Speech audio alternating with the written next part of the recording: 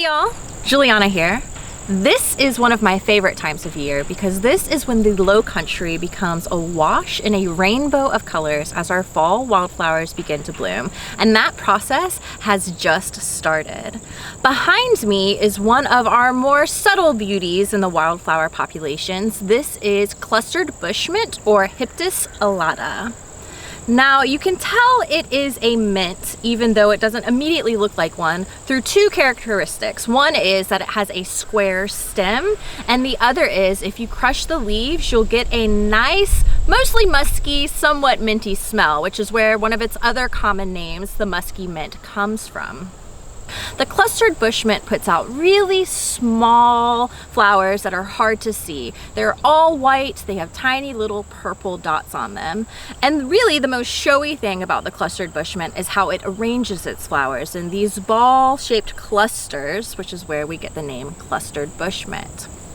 Now, despite being really small and almost unnoticeable, these wildflowers are super popular with all types of visitors. As I'm standing out here this morning, there are love bugs around me visiting these plants. There are bees, there are wasps, there are butterflies, and there are flies. And that's just in this little snapshot of time this morning.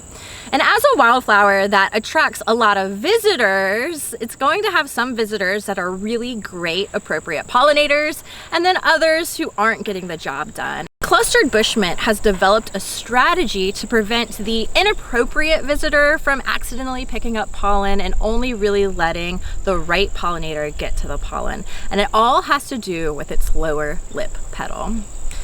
When clustered bushmint blooms, the lowered lip petal is wrapped completely around the flower's reproductive organs. And it's like this because it is more easily triggered by a visiting pollinator when there's a lot of pressure being exerted on that lip petal.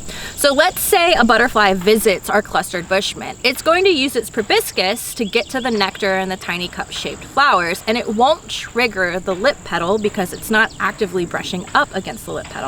But if a wasp or a bee visits a clustered bushmint, they'll stick their heads down inside that little cup to get sips of nectar, and in the process their foreheads brush against the lip petal. It releases the tension of the petal folds open and flips back underneath the whole flower, and now the stamen and stigma are exposed, and the bee or the wasp's head gets dusted with a little bit of pollen.